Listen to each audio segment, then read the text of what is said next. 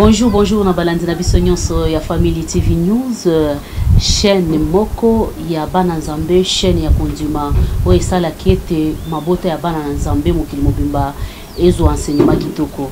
Boyebeli jika na makambo mususu kasi lelo na ye lisusu na masolo toujours ya développement ya mboka pona kobongisa mboka na biso na pesi bino mbote bana membre na benga kabango bayaya baleki ba mama na ngai bozo ilanga ndenge bolingi ezawa bino jika Judith Kalanga la nationale on a komi baksa la internationale kande bino moko bolingi na pesi bino mbote parce que na yebete bozebele na pesi mbote na président de président Ambrozo Thomas Lielo baksela elibinza ya yombote pele tikete nzamba lola bombo place aux ali président na pesi susu merci na caméra ou même 15 o ya simbiete bilili nanga ezala na ba téléphone na ba télévision to na ba tablette to na ba ordinateur na bino merci mingi na yambi bino lelo azamu paete pona Family TV News azamu ananda na yambi elisusu lelo to beta masolo ya développement ya jeunesse ya kilelo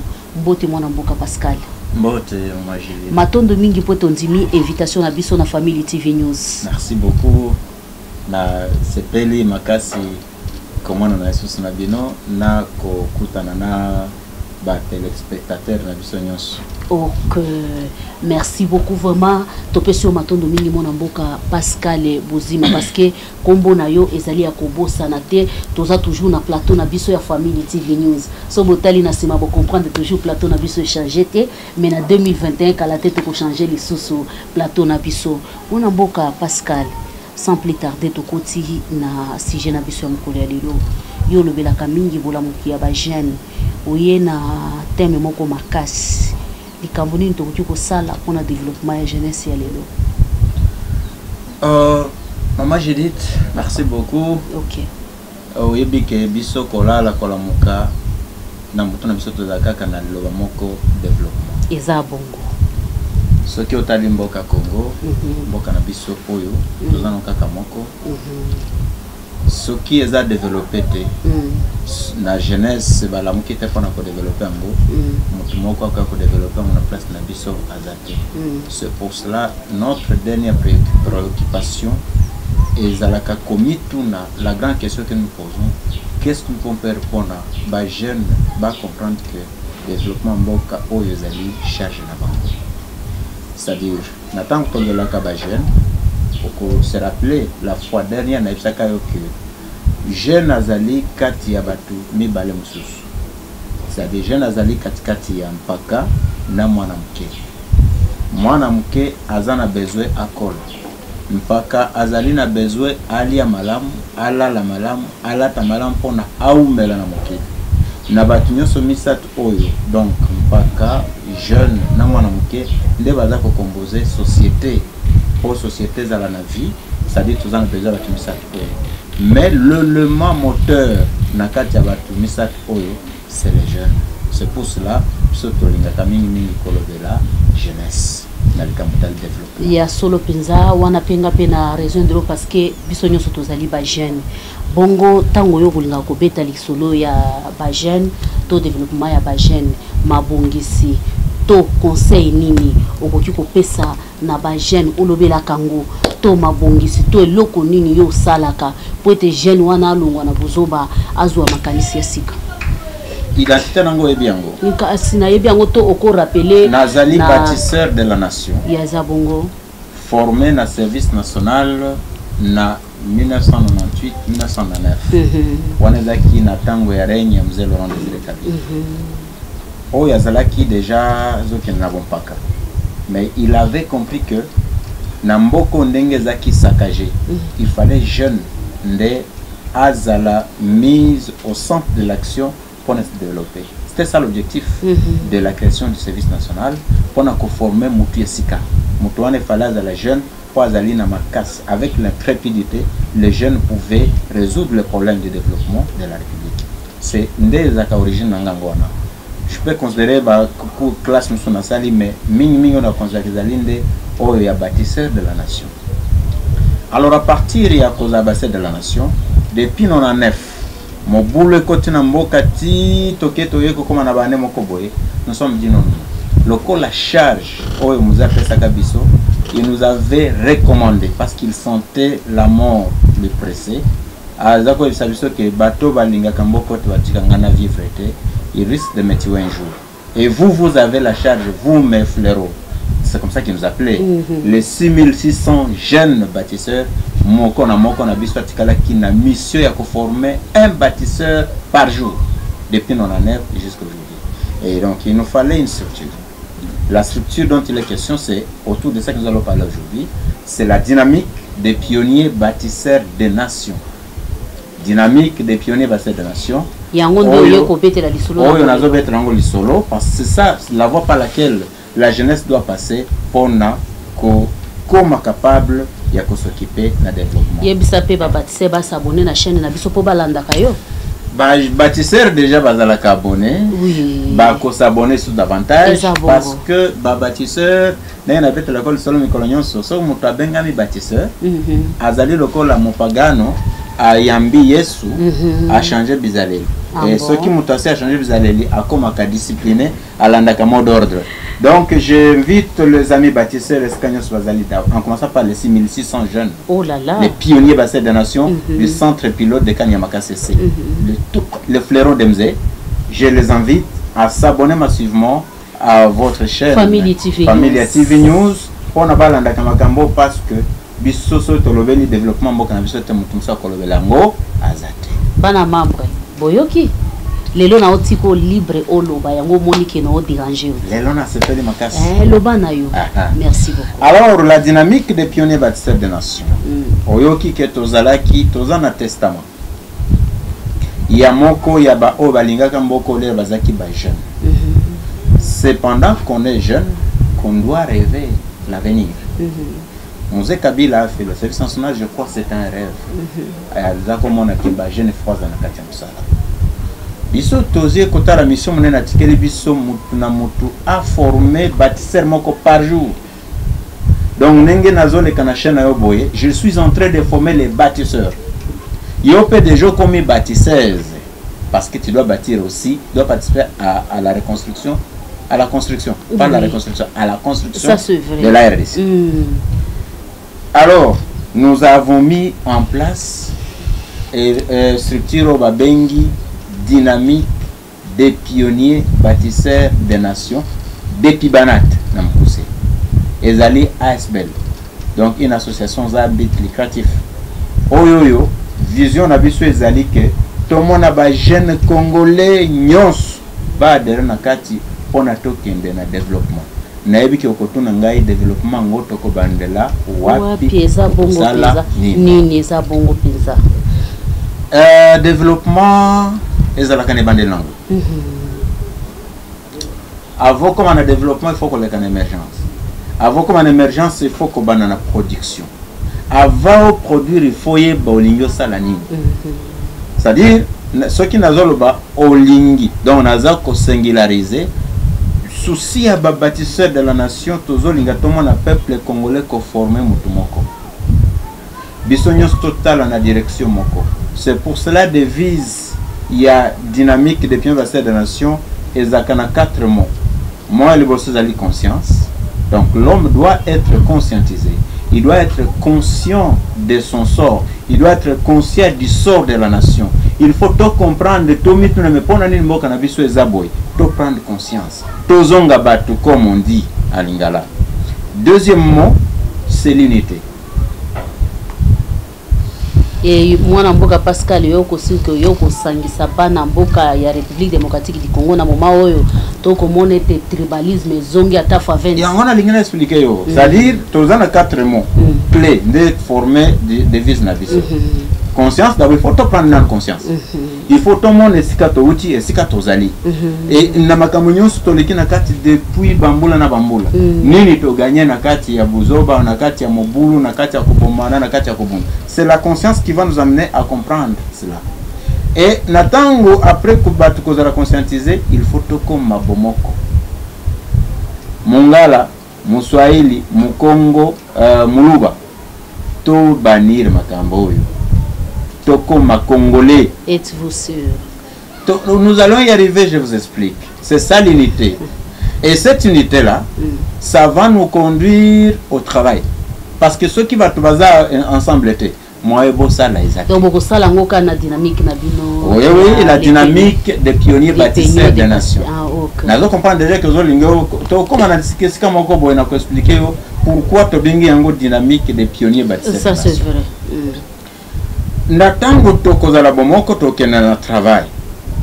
Le travail va nous amener au progrès.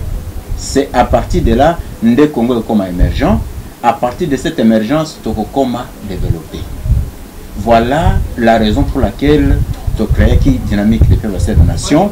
Et puis nous sommes convaincus, avec l'expérience du service national, le SICA qui formé, avec la mission que nous avait chargée l'initiateur de ce service national-là, nous sommes convaincus que les alliés possibles, les Congolais ont conscience, les possibles, les Congolais comme Bomoko, les alliés possibles, notamment comme Bomoko, comme travailler ensemble, et ça peut possible tout qu'il y a progrès, parce que Bamboka c'est mon philosophe qui a développé, Bamboka le Kanamaka.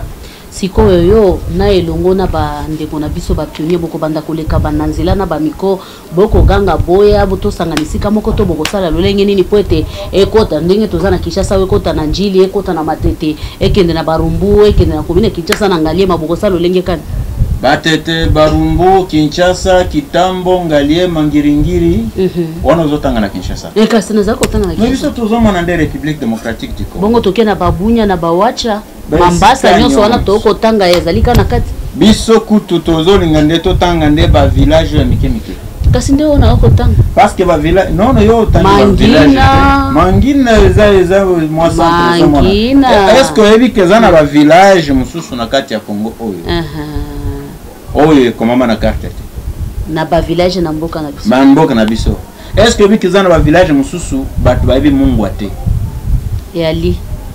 Est-ce que vous avez un village qui est comme un boka batinyoso bakimaka? Na yebi. Wana peza na kuanga nango. Nde yango biso susi na biso zali to lobelande ba village wana mais avato comme wana nous devons commencer quelque part. La République démocratique du Congo est composée de 145 territoires.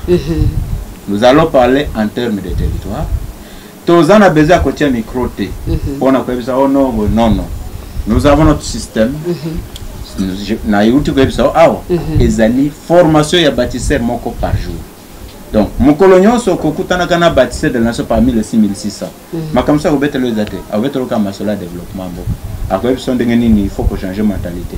Akoye besoin de nini il faut que to sabat. Akoye besoin de nini il faut que tambo, il faut que linga mboka. Voilà.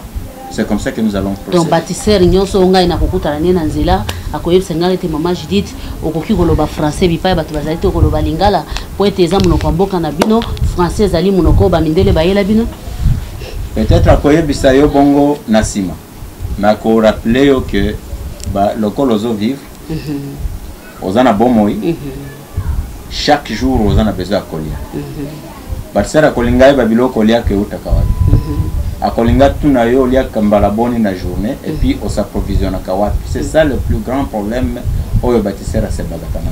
Lelo mutuna munene ekomelinga ibalanzi na biso na pesi etan aloba po bokolobeti mama Judith ta mususu kataka mutuna munene zali toyambaka yo toujours en tant que bâtisseur.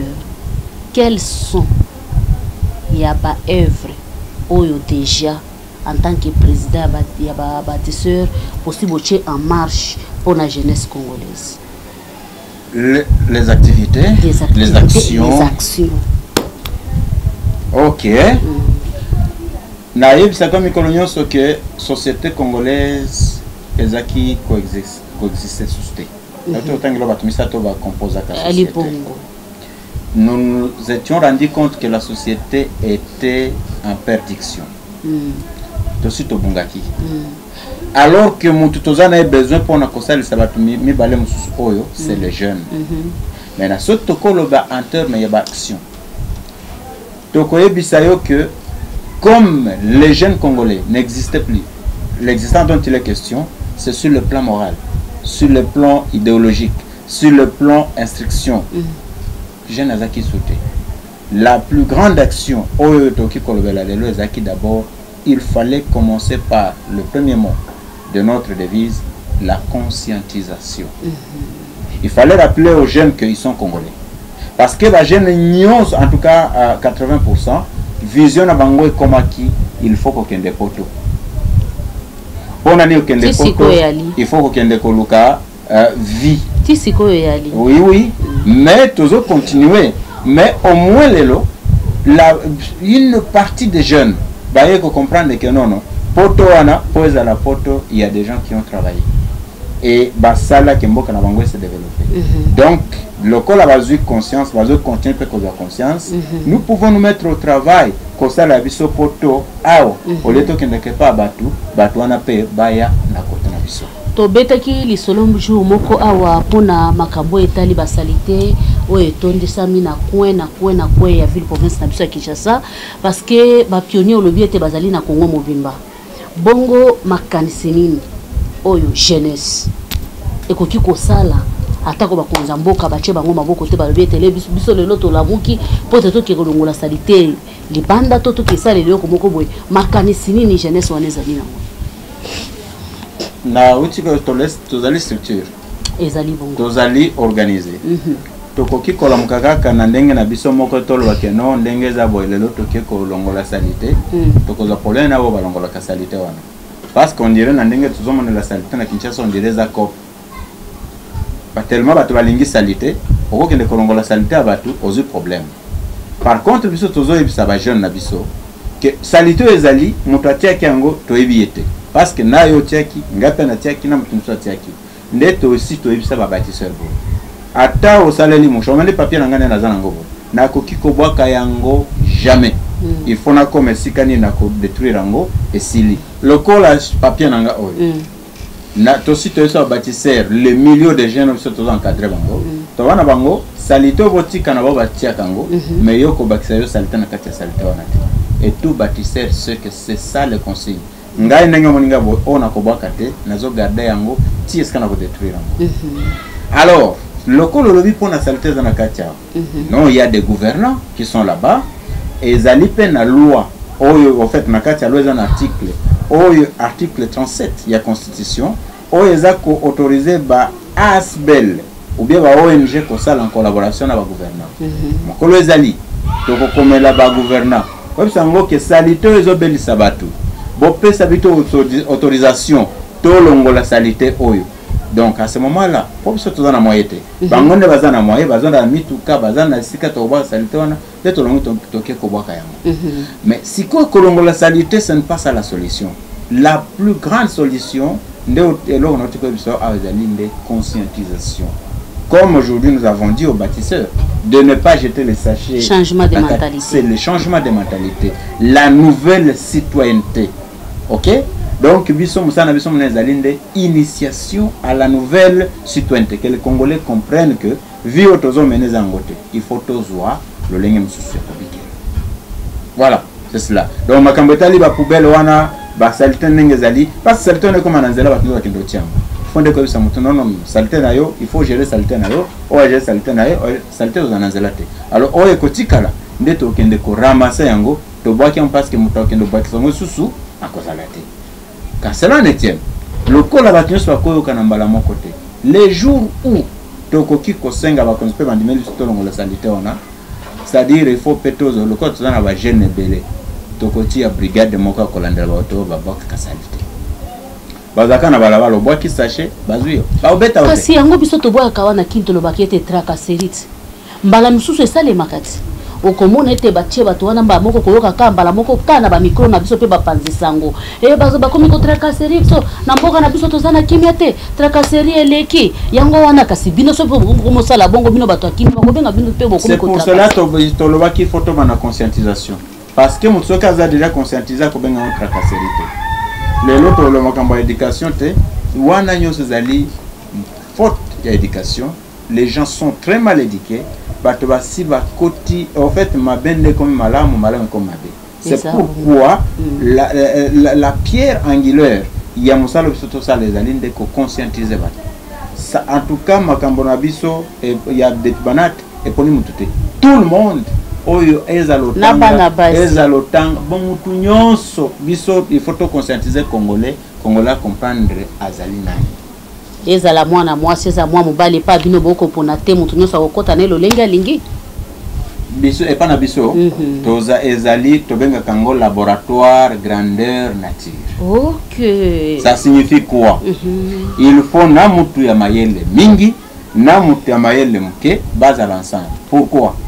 Omoni net ndako eska tozali etongama mutu asala place ingénieur ezabo mais ingénieur a même kazel te ingénieur a makasable et donc fort malheureusement batum balo basala kesika moko mais baza ko se considérer te ezabo ingénieur azo considérer mutu azo mazelu te mutu azelu azo banga libosa ingénieur donc kolenga lenga wana alonde sala ke musala mo sala malamu exact mais biso tolobi photo sala laboratoire grandeur nature tozo professeur d'université tozo pe porteur to tibango ensemble mais la symbiose wana ya kopesa biso eloko tozo linga to atteindre et c'est que nous voulons atteindre ce quoi c'est le développement Kongo mona mboka buzima eloko ngo bolingi bo atteindre ngo eloko ngo kasi na minicho na Kongo na biso ezali suka somo oyo olingana toucher makamba politique te kasi na minicho oyo politique esi ekwe isi makambo nyonso na se rien ne marche to ba vérité entre nous politique to lobela kango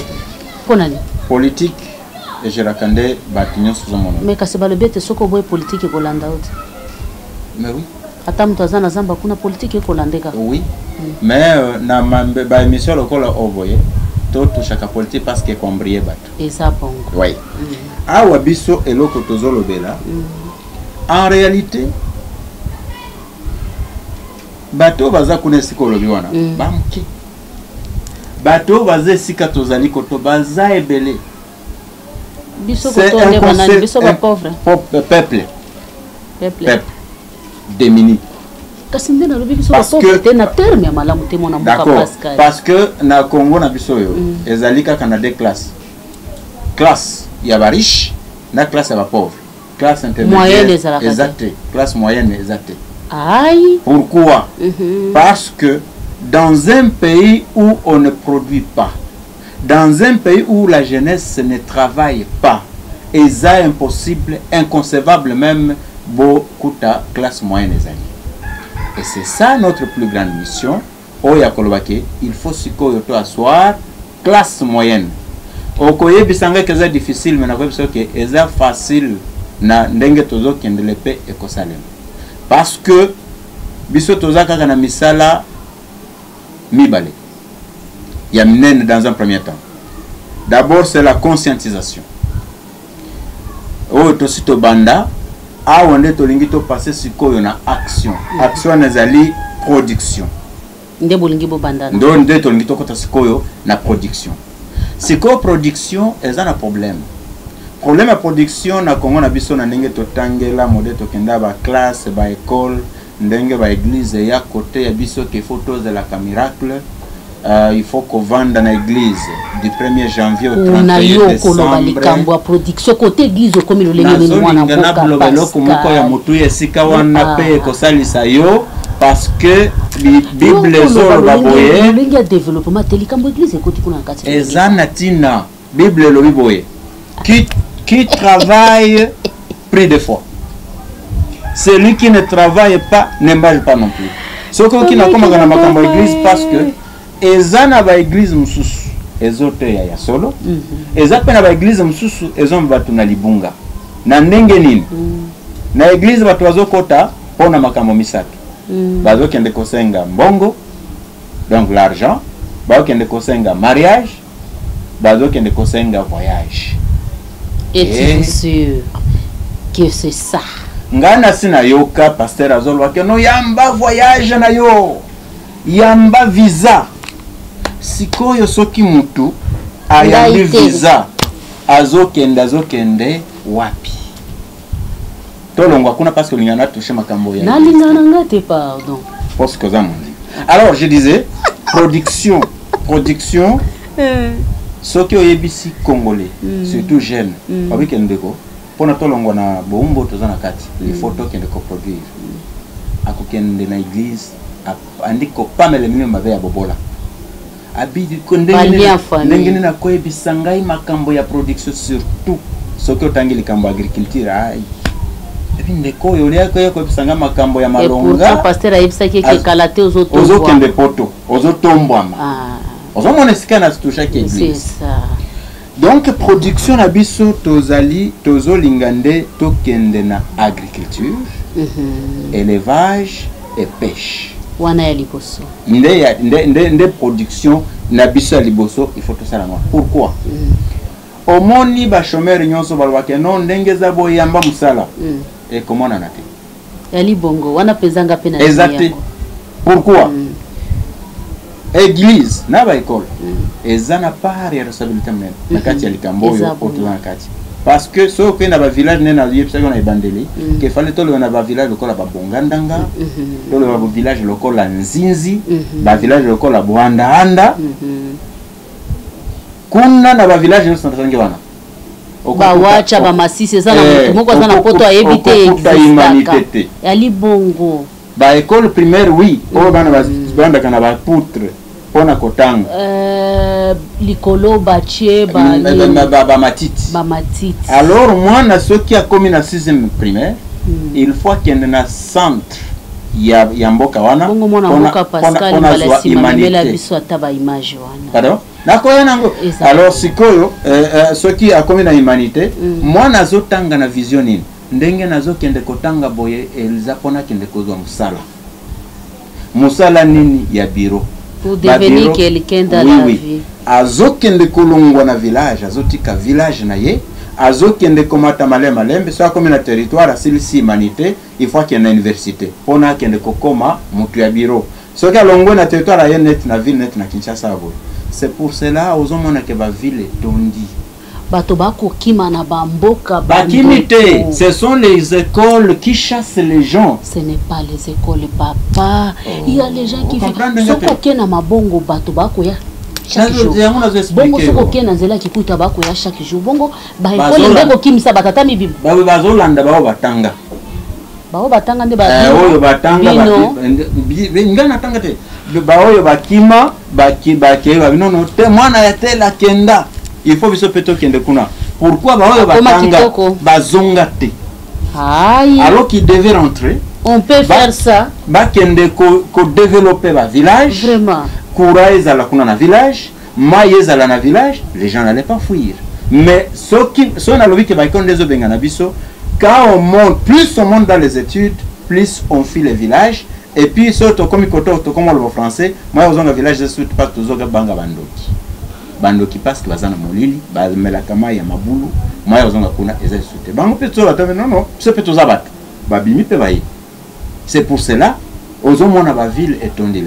Alors la dynamique depuis pour revenir à notre sujet, nous avons dit avec la vision qui nous avait été communiquée, nous devons créer l'exode urbain.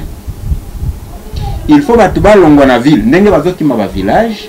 Il faut si koto bongo la yango batwa banda kokima ville bazonga na village. Bongo ya mibale za nini to komo kende pesa na. Ya mibale il faut coproduire courant. Hai lolenge nini mwana mboka. Eza difficile te. Esika kureza la kana mboka mususu na mokili oyo batu lokola yo lokola ngande basala yango. Bongo eza ba mindele te. Okay. Omonte ko melipe mama. Mindele zanzam.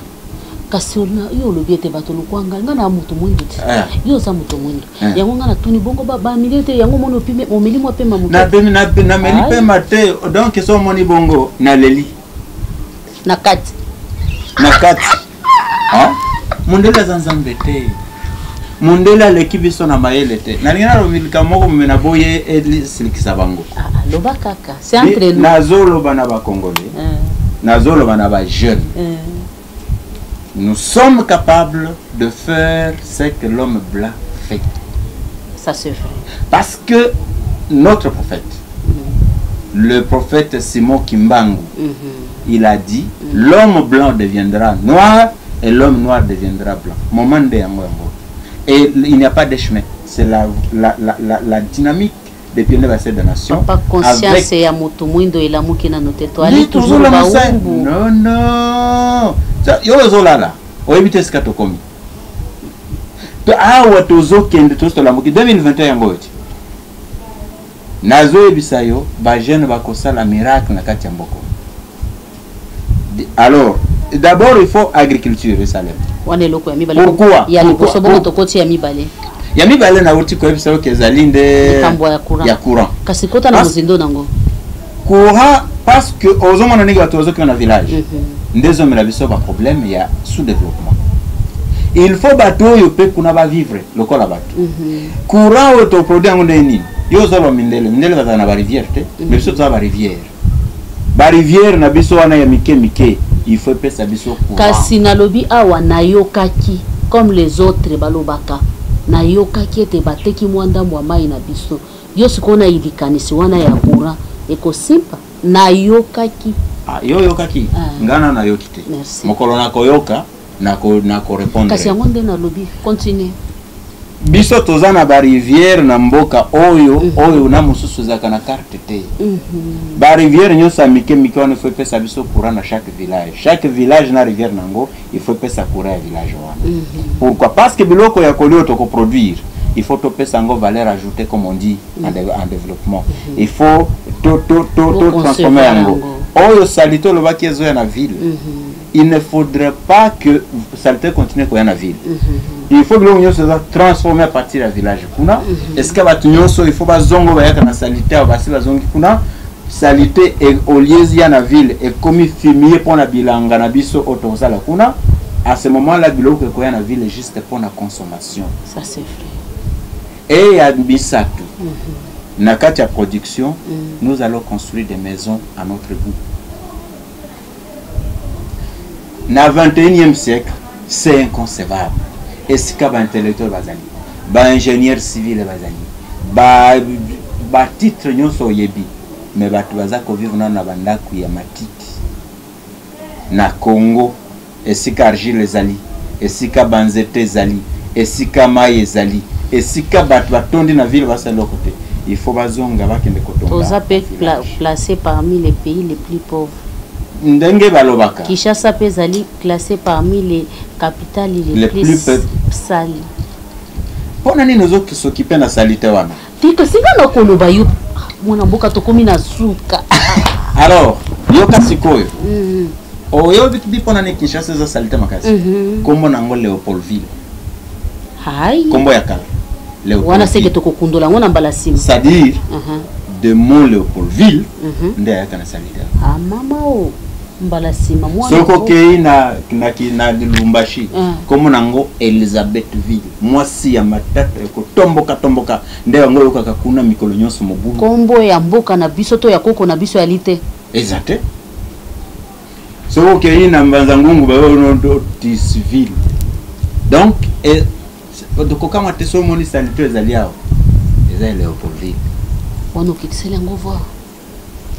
Balandina biso tokomi na suka kasi na kotuna mwana mboka Pascal Bozima na ebete mbala sima koyela biso ba image ya misala oya salaka tomona kalobaka metokolinga peza mbala sima ayela biso ba image azoloba tozomona maye ya salaka poto ndimete mwana mboka Pascal Bozima zalina ntokomi na suka bongo ba jeune na biso na maloba kitoko lobi olobi mingi otoki kutu soke za mutu malama okiko sombelo atamai na osombelo mai na suka lelo basuka mwana mboka Pascal poto koma na suka lelo basuka eza suka te parce na koya lisusu ezabo mama fana za la chaque jour parce que toza na concentration ça c'est vrai. Liloba yasuka pona lelo elingi ko rappeler ba congolais que ngonga oyo tomisalela ekoki. Ça c'est vrai. To komisala nzela nini nzela za mibalete. Pour l'instant nous devons nous engager tous dans l'agriculture. Nzela mususu te parce que il faut tout changer flèche. Lokola ba camion e kendaka vide matadi rapide pondo kende kozwa loso tozolinga na mikolo koya lokola ba conspe baza kolobela agriculture makasi tolingi mikolo koya ba camion banda ko kende tondi e keina nzela matadi pondo kende kotondi saba pakeboke na biloko na poto comme ça ba dollar e kota pona komasa ekonomi na biso matondo mingi mona mboka Pascal Bozima tikete zambalola apambola yo pona konzima invitation na biso na Family TV News. Merci beaucoup. Toko yamba yo nakanisi ete okoya na bilili nakoya nango ezali ebele ya bamboka nyonso yango penza te tokosenga yango po ete totiaka yango malembe toponaka te na baeglise tokotaka mpona conscientiser bango eza bongo po biso nde toza bateyi ya sika mikolo oyo eza bongo tozoteya na bapaster eza bongo tolongola molimo wana ya olono tokende poto eza bongo ya solo matondo mingi mwana mboka Pascal tekomi na suka so tokomi na suka na bongamaka ponga na bino totala na poto solola na pesi matondo mingi pe mbote mingi na yanga ileki Anto Lunda mwasi kitoko ya Ruriki Lunda bambote belele kinanga tikete nzamba lola pambola yo mama Pascaline de la foi mwasi ya batu ya papa Gabi bambote bele mbote na yo beni matondo mbote na bino nyonso bolinga kajika mama bane bele leki ya bayaye bele na pesi bino bambote parce que na ebete bozalaki bele pe bokozali bele partager aimer ko partager critique te bémission ko partager yango yo boyebelinga na batela libala kasinga na zaka standard na za caméléon lelo nga na balukaki na couleur ya développement lobi na kozongela couleur ya batela libala pe libota na biso merci na 15 wazaki na bilili matondo mingi na manager Fabrice Mande papa bongisaka pe mbongo libangati merci mingi tikete nzamba lola apambola bino abonnez-vous massivement je vous l'offre.